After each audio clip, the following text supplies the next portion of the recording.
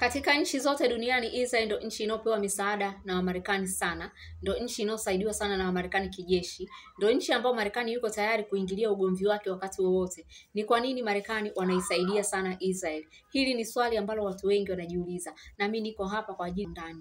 Usisahau kusubscribe hapo chini ili uwe wa kwanza kupata video zangu kama hizi. Mimi ni Rachel Robin na hii ni Rachel Robin Online TV. Kwa msiofahamu, Israel na nchi zote za Mashariki ya Kati zimekaa katikati mwa mabara matatu. Zimekaa katikati ya bara la Afrika, bara la Asia na bara la Ulaya.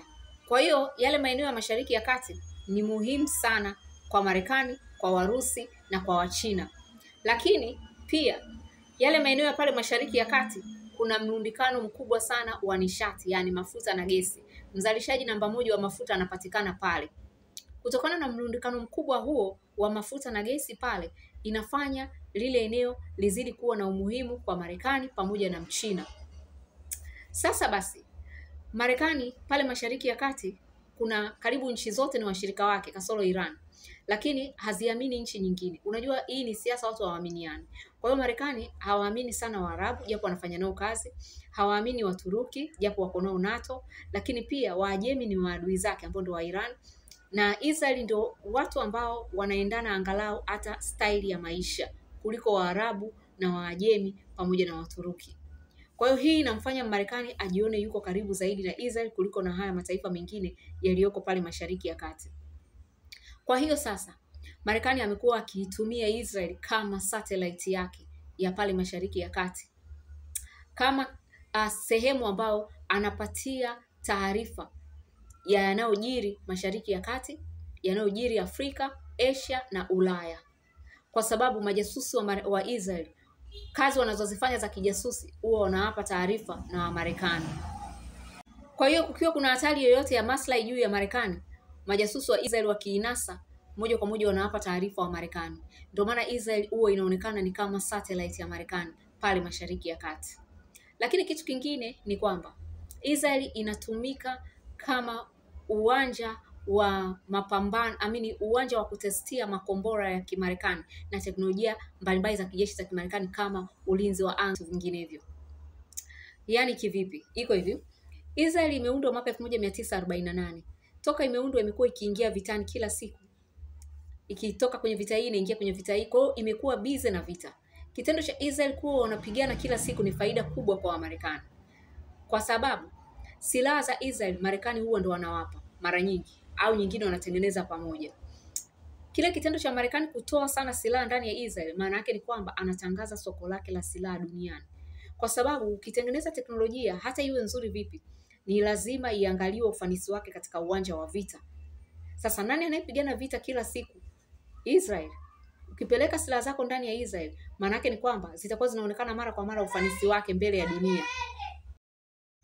Na Israel amekuwa akipigana na mataifa ya Kiarabu ambao hawana majeshi imara, kwa hiyo amekuwa akiwashinda. Na makombora ya Waarabu yamekuwa yakipata tabu sana kupenya ndani ya Israel. Kwa hiyo hii yote inakuwa inaipa sifa kubwa sana teknolojia za Kimarekani pamoja na teknolojia za Israel. Kwa hiyo Marekani hii imekuwa ni faida sana kwake. Ukionekana anapangua makombora ya Waarabu na ulinzi wake wa anga kama THAAD, Patriot, R1, R2, R3, sijui ule David's Sling, hii inamfanya Marekani azidi kupata wateja na kuzidi kuheshimika.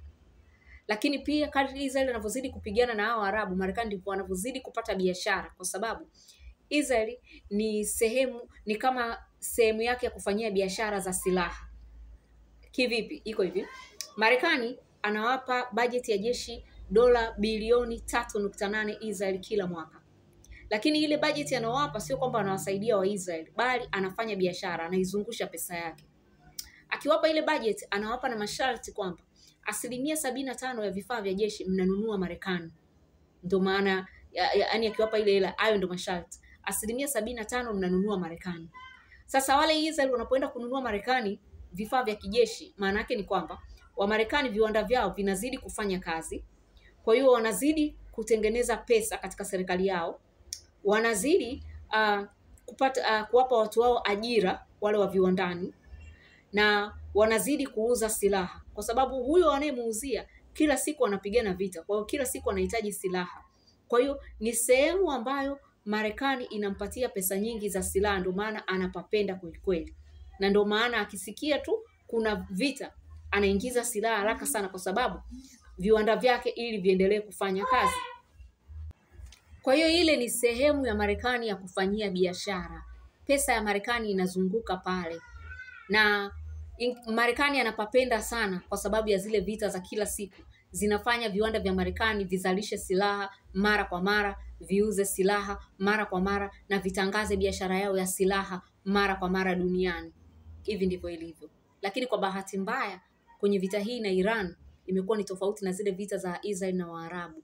Kwa sababu vita hii na Iran tumeshuhudia ulinzi wa anga wa Kimarekani wote ule pamoja na wa Israel. Ukishindwa kuzuia makombora ya Iran yamepenya na yanapiga maeneo nyeti. Kwa mfano jana tarehe 16 walipiga miundombinu ya umeme na mafuta. Kwa hiyo bandarini kule Haifa Israel kumefungwa, hakuna biashara zinaendelea sasa hivi, na pale ndo kuna kampuni kubwa ya kusafisha mafuta iko pale Haifa. Kwa hiyo kote huko kumefungwa kwa sababu Iran walipiga. Lakini pia leo Iran wamepiga makao makuu ya majasusi wa Israeli, yani Mossad. Umeona? Kwa hiyo hii kitu nafikiri itawaharibia sana soko wa Marekani, na nafikiri wataingilia hii vita haraka sana. Na hii kitu watu wengi wanaishangaa, hata mimi mwenyewe nimeshangaa kwa sababu hatukuzoea hivi. Kwa sababu tulizoea kuona makombora ya Waarabu yakipanguliwa haraka sana, na hata yakipenya hayafanyi damage yoyote ile. Lakini makombora ya Iran tumeona imekuwa ni tofauti. Kwa hiyo nafikiri hii kidogo itawaharibia biashara wa Marekani. Tayari ulinzi wa anga unashindwa kupangua ya makombora ya Iran, yanaleta uharibifu sana ndani ya Israel. Kwa hiyo biashara wa Marekani safari hii nafikiri iko matatani. Jambo lingine watu wanatakiwa wajue, kinachofanya Marekani wanaitetea sana Israel na kuipenda sana Israel ni kwa sababu Marekani watu wake wengi ni Wakristo, wazungu Wakristo. Na Wakristo kuanzia vita kuu ya pili ya dunia ilipoisha, baada ya Hitler kuwaua sana Wayahudi, na Wayahudi walipopewa ardhi wakaunda taifa la Israel, Wayahudi matajiri wa Marekani, habari zinasema, walifadhili mpango uliokuwa unaitwa Judeo-Christian, kuunganisha, yani propaganda ya kutengeneza dini ile ya Judaism ya Kiyahudi ionekane kama ni dini ya Wakristo pia, kuwaunganisha. Sasa hii kitu wakaanza kutambaa na maneno ya kwenye Biblia kama hakuna wa kuipiga Israeli.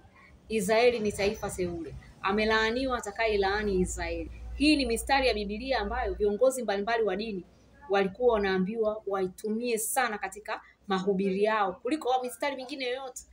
Hii ndio ilikuwa inakazaniwa. Sasa hii kitu ya Judeo-Christian, hii propaganda ya Judeo-Christian ilifanya watu wengi sana wajue kwamba Waisraeli ni Wakristo. Hata mimi niko najua hivyo zamani.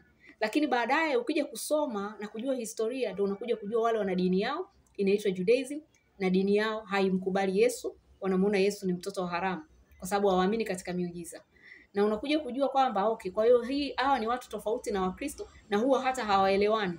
Ndani ya Israel Wakristo huwa wanalalamika, wananyanyasika na kuchomewa makanisa na kutemewa mate. Kwa hiyo sasa kipindi hiko cha zamani wazazi wetu walikuwa hawajui hayo mambo.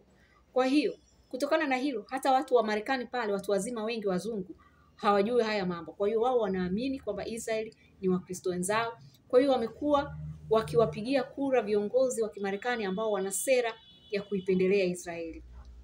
Ukitaka upate kura kirahisi kama unagombea nafasi za Marekani kule kama useneta, sijui umea au governor, toa sera za kuipendelea Israeli. Wananchi watakupigia kura haraka sana. Hata Donald Trump alipigiwa kura haraka sana alipokuwa anaonyesha sera za kuipendelea Israeli. Kwa hiyo hii ndio kitu inaofanya pia wanasiasa wa Marekani ikitokea chochote kile, hata kama Israeli wao ndio wameanzisha uvamizi katika nchi yoyote ile, waitetee Israeli. Kama sasa hivi Israeli ndio wameanzisha kushambulia Iran, lakini wa Marekani wanakuambia Israeli ina haki ya kujilinda. Sasa unajiuliza anajilinda na nani wakati wao ndio wameanzisha kuishambulia Iran? Na anajilinda na nani wakati wao ndio wana nuclear, Iran hawana nuclear? Umeona? Lakini hii ni kutokana na kwamba wakifanya hivyo wanapigiwa kura kirahisi katika nyadhifa zao za serikalini na wananchi wa pale Marekani. Lakini vijana wa watoto wa 2000 wa Kimarekani wameshajua haya yote, wanaandamana, hawataki taifa lao litumie pesa zao za walipa kodi kuisaidia Israeli.